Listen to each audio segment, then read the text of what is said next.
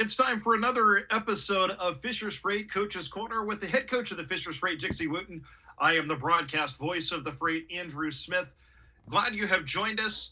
The Freight coming off of a really tough, tight last-second loss in Orlando on Saturday as they dropped a 60-57 decision that literally came down to the last play of the game. Right back at it this week, facing the other Florida team, the Jacksonville Sharks, on Saturday night, 7 o'clock at the Fishers Event Center. And, Coach, first of all, just a kind of a quick thought on Saturday night's game, and we'll dig a little bit deeper into it, but that looked like another classic indoor football game where each team just kept putting pressure on the other to make plays. And unfortunately for you guys, that their quarterback, who was very good, and receiver made a tremendous play at the end of the game. You had him right where you wanted him with essentially one play to decide the game, and they had a guy made a great play. So it was a great game overall. They did a great job as a coaching staff. Came in, they know what they wanted to do offensively. They had a great job. Their quarterback is getting better and better every week, and he was finding receivers and making great throws. We got off to a great start with our running game again. Roberto did a great job, but overall, I feel like the last person who had the ball had a chance to win that game, and they pulled it off. Yeah, and that's indoor football, right? Where you essentially have two teams that are making plays and putting pressure on the other to keep making plays, and a lot of times it comes down to that one last play at the end of the game and who can make that last play. And give Teo Redding a lot of credit. He makes a diving catch over the wall with really good coverage on him. I'm not sure if you could have defended those last couple of plays any better. Absolutely not. The throw that the quarterback made on that last play of the game and the catch the receiver made was unreal. The only way he can put that ball in is throw it out of bounds. And Redding went over the wall and put that 1 foot and hit the wall, and it was a big time touchdown. Unfortunately, it came down to that, but we had a lot of plays in the game that we can take back. We would, and we'll have a chance to win that game. But you can't take nothing away from those guys. But that was a great catch, and that was a great throw. I think on the play before that gave you a chance to essentially make it a one-play game, they tried to run it up the middle, and Jalen Swan made a tremendous play fighting off a block, and you guys stuff essentially a run play from the 1 yard line to give yourself a chance to make it a game that was going to come down to that last play. Absolutely. Like Swan, he's been doing a great job all year. And, we talked about when they put 81 in the back, Owens in the back, by itself, it'd always be a run play or a toss. And, we watched a lot of film on it, and my guys was able to see it, and Swan made a great play. So now, you come down to 4 seconds left in the game with one play left. Well, we'll get back to the game in Orlando and breaking that down, but we're 8 games into the season, so we're at the halfway mark, 5-3. You're coming off of back-to-back losses against really good teams that essentially came down to the last possession of the game, where you had a couple of shootouts in back-to-back weeks, and they were able to essentially make one more play than you were. But how do you assess your team as you're sitting at the midpoint of the season, and what are you hoping to accomplish here in the second half? Right now, Andrew, being a second-year team, we're in a great situation. Usually second-year teams come in, they struggle the first 3 years. We're in a situation where if the playoffs started today, we're in. So, so now being halfway in the season, you got to look at your roster. You got to look at your overall performance of, the season. And I feel like right now, at Game 8 and going to Game 9 against Jacksonville with a bye week, it's a great opportunity for us to understand what we need to do to go to the next level. Starting with the offense, I think our offense is playing really well. Our running game is going. When our receivers need to catch the ball, they do. Felix doing a great job, and our offensive line is doing a pretty good job. So, I feel like offensively, we exactly what we need to be. Looking at the defense, I feel like, we're not getting enough stopping these big games, against Green Bay and against Orlando. We got to get better at that. Also, we got to be better at defending the pass. So, I'm looking at my defense, and I challenged them this week, going against Jacksonville to let them know that we gotta come with it, at the end of the day, because now as a coach, you got to look at your roster and you got to understand that you got to build it to be one of the last teams standing, and that's where I'm at right now with it. Well, you've been making tweaks, and another thing is, like every football team, you've dealt with some injuries. How good was it to have Jaden Rowe back? He has a pick on the first drive of the game, leads you in tackles last week. I know he's still probably not 100%, but what he does in your defensive backfield, as far as making plays, causing turnovers, and really leading things from the back. Well, he's a great leader. That's the great thing about it. He studied like no other. So when he stepped back on the field, he's healthy again. He was a little sore after the game, but you rather be a little sore than a little hurt. So he's back there. He's letting the guys know where they belong. He understands what the coverage look like. He understands route recognitions, and that's how he got that pick. And he almost got a second pick that would have been huge for us. But Jaden Rowe is our leader back there, and I'm glad to have him back because with our defense, he's gonna make our defense better. In your running game, I think that's something when I talk to people around the league, that's the thing they keep coming back to is how do you stop Fisher's running game? Because Felix runs the ball well and makes the right reads, and you've got two running backs, and Roberto had a 100-yard game in Orlando and continues to run well. Josiah King, when he's available, I know he's been out for a good chunk of the season, gives you that speed on the outside, on the perimeter, and also hits the hole hard. Roberto's a big guy that can drag tacklers, that can get that extra yard after the first hit. And your offensive line continues to open holes for him. And, we talk a lot about how in football things start with running the ball and stopping the run. It feels like starting in the trenches, you've built this team to run the football. And right now, there's nobody better in the league. And honestly, there probably has been nobody better in the league going back to last year and coming into this year at running the football than you guys. So, it's all about, winning in the trenches, and running the football is huge. One thing you can always count on by running the football, you have a chance at the end to win football games. And, every game that we've been in, we have it because we run the football. Our O-line, I feel like we got the best O-line in the league. They understand what we practice every day. We understand how we're going to run the football, but also our receivers, Andrew, they do a great job of blocking in the secondary as well. And our running backs understand that, they get downhill, they make runs.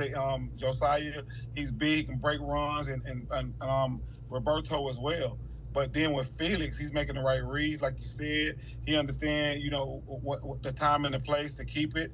And, everybody is out on all cylinders in the run game. That's why it's working, because we know that's what we want to do. So we did put different run schemes in, and that's why we're able to just run the ball when we want to. And you mentioned your receivers downfield blocking, and that's such an important part of any team's running game. But how good is it to have guys that are unselfish, that are willing to block and be a big part of the running game, knowing that that's going to give them opportunities because it's going to open up the passing game? So that's why they've been successful so long in around any league they've been in. You got JT Stokes that can go out here and catch 90 balls a year, but he understands what we need him at right now, and he's all about winning. You got CJ Wendell can go out there and catch 90 balls, but he understands that we need him to block a DN from time to time. We need him to block a linebacker. And then Culture the same way. Again, he was in the camp with the Buffalo Bills, but he come here. He understands his assignment when it comes to running the football. But these guys are getting open. These guys are starting to catch a few more balls because teams are starting trying to play the run. So you got with us, you're gonna try to stop the run, and then we can still throw it to those guys because they are great receivers. And Dominic last week, 102 yards, 5 touchdowns. That's always got to make your offensive line and him as well feel good when you're able to run the ball and impose your will on a defense like that. And for him to be able to finish that off as well with a 5-touchdown game. It was huge, man. At the end of the day, he knew that he was going to have to take the load because, King was out. So he had to be the guy. He stood up to the challenge, ran for 102 yards and 5 touchdowns. That's not easy in the indoor game. He understood what he had to do. He came in and he battled, and he took us down that last drive. Unfortunately, we couldn't get that stop on them.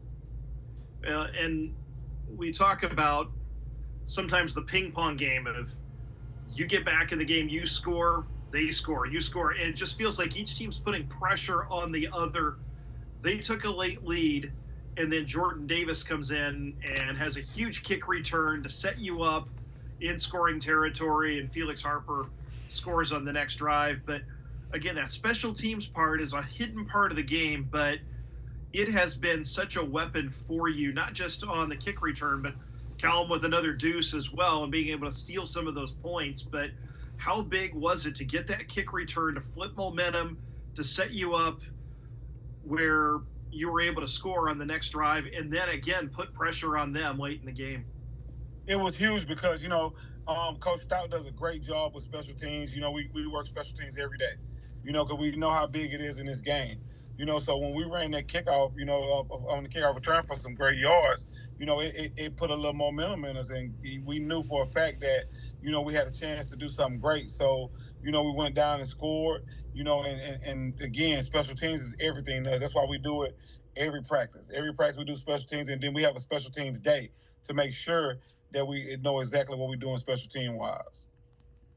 And then you've got a team that another guy that I don't think gets as much of the attention because of the fact that he plays in just about every role you need him to, is Jordan Davis. He's your backup quarterback, plays receiver, returns kicks, but basically fills in wherever is needed. And I know versatility is so important, but how much has he really accepted and excelled and taken on that role of being that Swiss Army knife where he can do a little bit of everything, but everything he does well?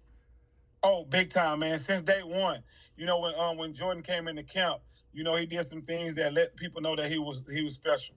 And then the thing about it is he can play quarterback, like you said. He can play receiver. He can play running back, and also he can play DB. So if somebody goes down, we'll put him at DB as well. He's our Swiss Army knife. When we need something, we need to play, we need him to get in the game. We put him in there, and he can play at any position. And that's the great thing of having, especially in this game, without having a lot of numbers, in depth on the sideline. When you have a Jordan Davis, you got a guy that can do everything, and that's huge for us, man. So I'm glad to have him. He's proven himself every week that he's going to be a superstar in this league, and I'm proud of him. And you mentioned that versatility because you can dress 21 guys in a game. One of them's going to be your kicker. So you've got 8 offensive starters, 8 defensive starters. You essentially have 4 reserves. So if you have a guy get dinged up, if you have a guy that's unable to go, you need somebody that you can plug in, and having somebody that can play just about any position like he can, how important is that to have? Because we've seen that throughout the years, both on the Freight side, but also with opponents where they've had to throw a defensive lineman at offensive guard. They've had to play a wide receiver at running back just because of an injury or some other circumstance. And having that guy that allows you to be able to fill in at a lot of different positions lets you set up your game day roster so that you have the right amount of depth, that you have the ability to fill in pretty much anywhere. Yeah, so with Davis, he helps the roster out big time. So like having him on the field, now we can dress a position that we really, really need. Because again, he's the backup quarterback and he's the receiver. So guess what? We dress 4 receivers. We have him. We have a backup quarterback, but say if we need an extra O-line to play, we can dress him. If we got an extra D lineman that's going to play, we can dress him. That's what type of things that, Jordan does to our roster. Now we get to free up another roster spot. And now, say for example, somebody coming running the football, we can dress a D lineman because of Jordan Davis. So he helped us big time with our roster moves, playing all these positions. There's a couple of guys you've picked up since the season started on the defensive line. Nick Lennon is one. Bryce Bass is the other. They've been getting a lot more playing time here of late. And what do you like out of those guys complementing the depth you already have up there? I think Bryson Lennon is doing a great job. They're explosive. They understand, very smart football players, and they understand how to make plays exactly when they need to. They've been having great games. But they're young and they're still learning every day. But their growth has came big time because of the fact that they study every day, they focus every day, and now I can't wait to see them play because of the fact that they understand how to rush the passer now. They know how to stop the run in the IFL. So I think having those guys is huge for us. And now you come back home to face Jacksonville. First things first, how good is it to be back home playing in front of the crowd at the Fishers Event Center and just in familiar surroundings? It's huge, man. Because at the end of the day, our crowd is everything. I think we got one of the best fan bases in the league. Our guys come out, they loud, they give offenses problems with the snap count, but also they give us energy. That's the great thing about it. Being at home, is everything to us, and that's why we're 3-1 at home. Because of that reason, and that's why we want to make sure we play some great ball so we can probably have a home playoff game because I think we have one of the hardest places to play in the league. And you've got your next two games over the next 3 weeks against Jacksonville. They're a team that's ahead of you in the standings right now, in part because they played fewer games, but also just one loss on the year. How important are these two games, facing a team twice, basically back to back from your perspective? I know they have a game in between that's ahead of you in the standings. And how big of an opportunity is this for you? It's huge because now it comes down to tiebreakers. We play these teams back to back. If we get 2 wins, we have a tiebreaker. We have 2 wins. They have 2 wins. They get the tiebreaker. But if we get a game where we win by 10, they win by 3, and split, we get the tiebreaker. So this is huge to the playoff picture. Also, just those guys, coming to us back to back. So we play them, and then we got a bye. We can play them again. Now we can move back up in the inside the conference and do exactly what we're supposed to be. So these games are huge when it comes down to playing Jacksonville back to back. Tell us a little bit about them. I know James Cahoon had a great year in Iowa last year. I know their team struggled, but he had a phenomenal year, and now he's moved down to Jacksonville with a pretty deep group of receivers down there. What are your impressions of the Sharks from what you've seen so far? Jacksonville is a great team. That's why they're 5-1 for a reason. Starting with their offense, they have a big physical offensive line that they love running the football as well, but they love they love passing it too. With their running back Robinson, he's one of the best in the league. He's been around for a couple of years. He's always made big plays. So we got to make sure we watch out for him. But also Calhoun, like we talked about, Calhoun had a great year last year, and he's having one this year as well. Their receivers are fast. Those guys been playing the game for a while, so they understand what they're doing. But also, what they do is too, they bring in a backup quarterback. By the name of Edwards, he come in, he can run the ball like no other. But also, he got a great arm. So, special teams, that kicker is good, just like ours. They can kick the deuce at any time. So, we got our hands full. Those guys coming to officials, with a chip on their shoulder, winning a lot of close games. I think they won like 4 in a row. So they're ready to play some ball, man. I'm excited to play them because it's going to be a great game, but it's not going to be a pushover. That sounds like a team that is very similar to you in a lot of ways. Good running back, yes. Physical offensive line, a team that's going to want to establish the run. And you've been facing a couple of teams here the last couple of weeks that really like to sling the ball all over the place. So how much is this an opportunity for your defensive line and for Cornelius as your linebacker to really try to establish the game in the trenches and try to control things by getting them off schedule and making them throw when they have to rather than when they want to?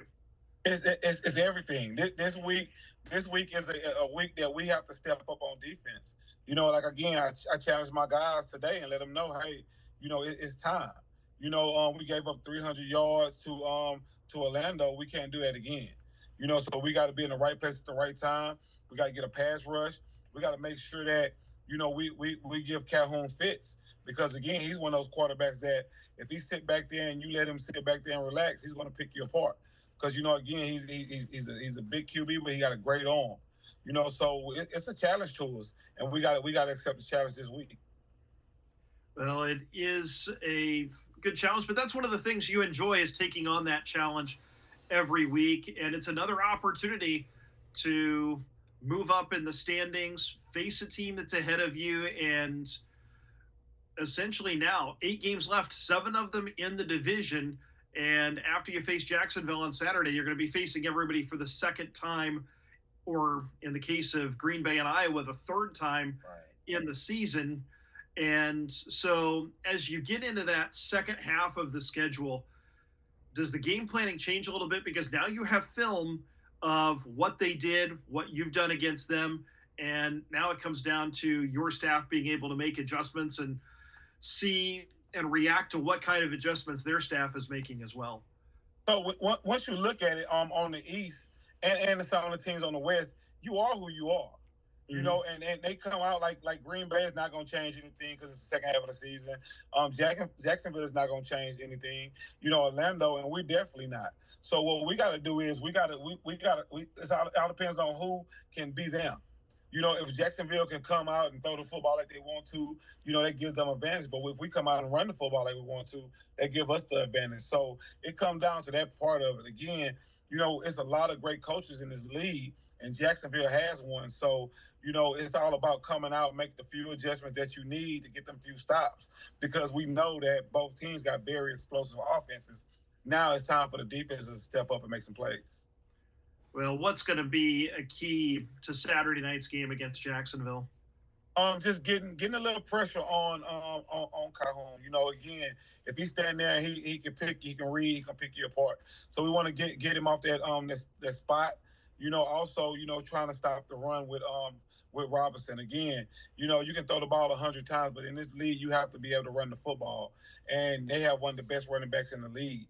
Offensively for us, again, we can't turn the ball over. We always want to win the turnover battle. Plus, also, we want to make sure we get Felix off to a great start when it comes to reading in the run, throwing the football, and things like that. Well, Coach, thank you so much. Good luck this Saturday night against Jacksonville. 7 o'clock kickoff at the Fishers Event Center. The Fishers Freight taking on the Jacksonville Sharks. And we look forward to seeing you then. Thank you so much for your time. We'll do this again next week. And thanks for joining us on this edition of Fishers Freight Coach's Corner. And again, the Freight taking on the Jacksonville Sharks, 7 o'clock Saturday night at the Fishers Event Center. Get your tickets at Ticketmaster.com. For the head coach of the Fishers Freight, Dixie Wooten, I am Andrew Smith. Thanks for watching. We'll talk to you again next week.